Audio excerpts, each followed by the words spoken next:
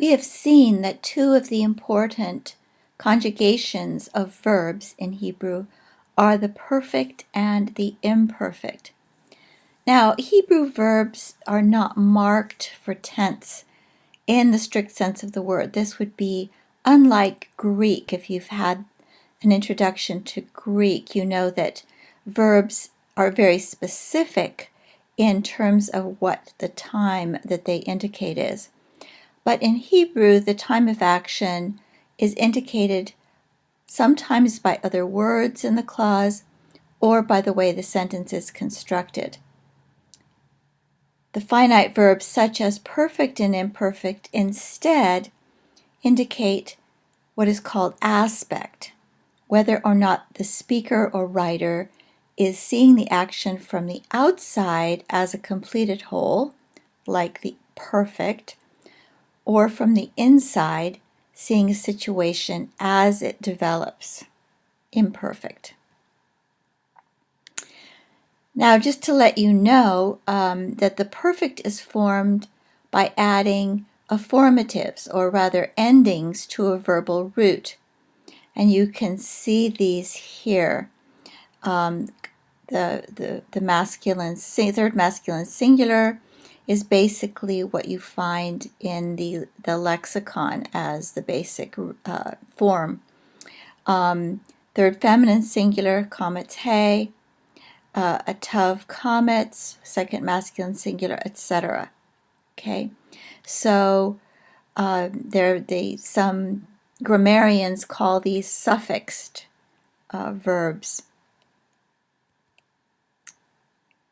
Most often, the perfect expresses a view of a situation as a complete whole. Thus, the most common translation is as a simple past or a present perfect. And here I have an example of both of these. The simple past would be, you stood before Yahweh. Okay. But a present perfect is something like God has forgotten. In English, we add the word has or have for the present perfect.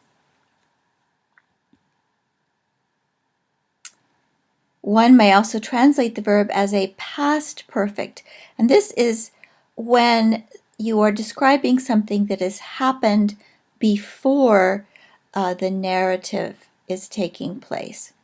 So in this particular case, now Yahweh visited Sarah. Okay, that's the sort of present narrative, even as he had said. Okay, so before the current narrative, God had said something, and now he is carrying it out. Also, in Hebrew, some verbs are called stative. In other words, they express a state of being. And so the perfect of stative verbs may indicate some kind of condition, in which case the English translation uses the verb to be. So we have, in this case, the phrase, I am old. Okay, that's kind of an ongoing state of a particular kind of root. Verbs that express attitude, perception, or experience can be translated by the English present tense. This often happens with a word like love. I love my master. It's in the perfect, okay, but it is translated as present. Or now I know. This is very common with the verb to know in Hebrew, that it is translated in the present tense. Sometimes verbs that express something instantaneous may be translated by the English present tense. Okay, so I advise. It's something I'm doing right at this instant. Or the prophetic formula, Ko Amar Adonai, thus says Adonai, thus says Yahweh. It's sort of considered instantaneous, and then also uses a present tense in English. Sometimes, and this is especially true in prophetic literature, the perfect can be translated as future, since it is considered as being certain to occur. And this makes sense. If it's God who is speaking, God has determined to do something, and it's as good as done. So, for example, in Isaiah 9:1, for a child will be born to us. Okay, and this is the perfect, the passive perfect. Or, I will abandon you. Again, the use of the perfect, but translated as a future. And you can usually tell by context that this is going on. So those are some of the ways that one might translate the perfect. Now, the imperfect takes what are called preformatives. These are things that are added to the front of the root, and in some cases takes affirmatives at the end of the root, okay, to mark person, number, and gender. And you can see a chart here. We have already said that the imperfect expresses a view of a situation as seen by somebody who's in the middle of it. Thus, the most common translation is as the future. So, Adonijah will be king after me. Okay, notice that the verb yimloch has in English all three of these words, will be king. Simple future. It can also refer to something that's a habit or a custom. You'll see this in some grammars as sort of something that's kind of ongoing. And you can translate in English with the words used to or would. So we have here a couple of examples.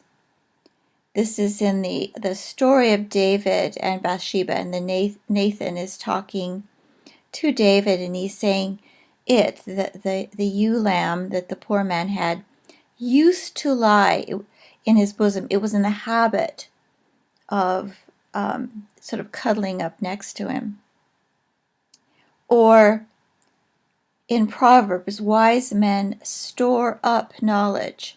This is something that they do kind of on an ongoing basis. It's not something that they started and then stopped. Now, the imperfect is often falls in line with what is in English is called the modal. And these are when you add the words may or should or could or would.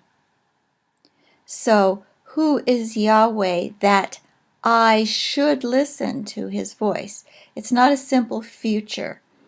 You don't translate, who is Yahweh that I will listen to his voice. Okay, there's a sense of should. Or, lest he should stretch forth his hand.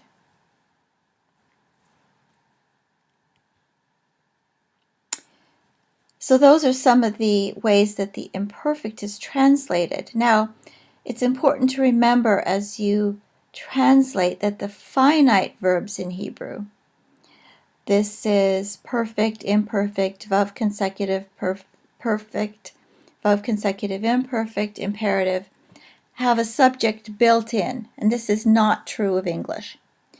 If you write the word walked in English, that says nothing about who is doing the walking or who did the walking. You always in English need to add a word to know who walked, the subject. With Hebrew, the verb to walk in the perfect, halach, okay, it's just one word, but is translated he walked. The verb itself contains the subject.